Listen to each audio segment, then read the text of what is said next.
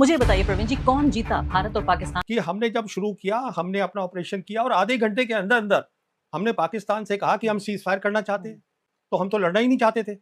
पर सवाल ये है कि आप तो पहले से ही आधे घंटे में ही तैयार हो गए थे सीज फायर के तो लिए। फिर अब क्या? तो तो मुझे बताइए प्रवीण जी, कौन जीता? कि वो तो दुनिया ने फैसला किया है। पाकिस्तान की मिलिट्री प्रोफाइल बढ़ गई है, पाकिस्तान की जियोपॉलिटिकल प्रोफाइल बढ़ गई है।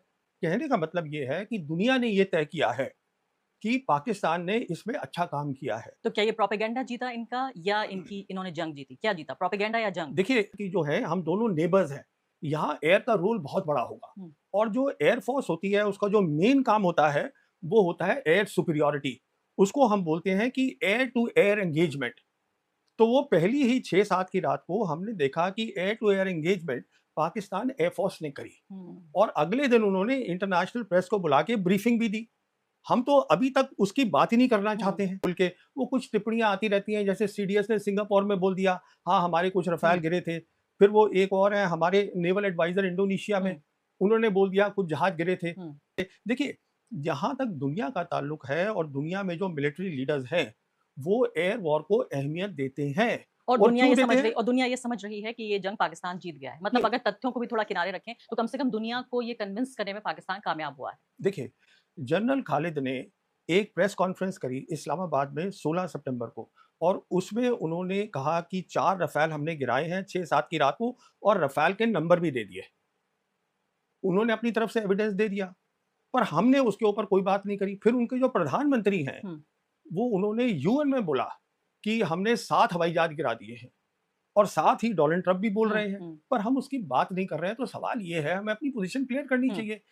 और एज अ जर्नलिस्ट ये मेरा बनता है, फर्ज बनता है, क्योंकि मुझे ये सब्जेक्ट आता है कि अब जो एयर की लड़ाई है जो पाकिस्तान ने दिखाया है और जो हमने अलग भी देखी है वो अब डॉग फाइट्स नहीं होंगी एयरफोर्स की, वो होगी जिसको हम बोलते हैं BVR, beyond visual range.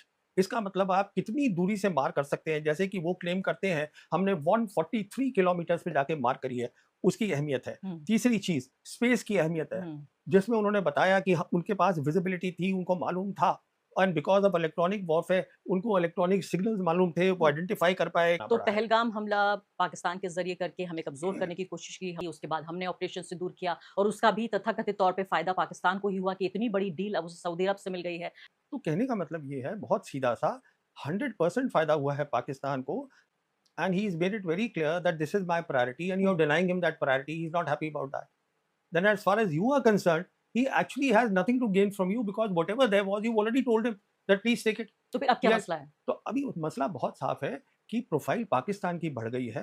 Pakistan has become useful for the simple reason जो मिडिल ईस्ट है, मिडिल ईस्ट में एक बहुत बड़ा मसला खड़ा हो गया है।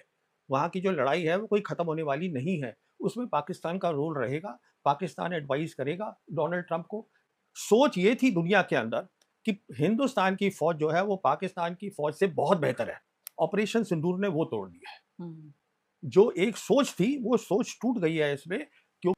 इसलिए उनकी प्रोफाइल बढ़ गई है। ये बहुत सीधी सी बात है। उसी समय देखिए मिडिल ईस्ट में प्रॉब्लम हुई और अब उसको डोनाल्ड ट्रंप को फिर से पाकिस्तान की जरूरत पड़ गई है। ईरान के साथ पंगा है। अब आप देखिए ना नक्शे में कहाँ बैठा है पाकिस्तान। पाकिस्तान ईरान के साथ जुड़ के बैठा है, पाकिस्तान अफगानिस्तान के साथ जुड़ के बैठा है, उसके आगे सेंट्रल एशियन रिपब्लिक्स है। कहने का मतलब ये है चीन खुद हिंदुस्तान से नहीं लड़ेगा क्योंकि चीन हिंदुस्तान को अपने लेवल का समझता नहीं है।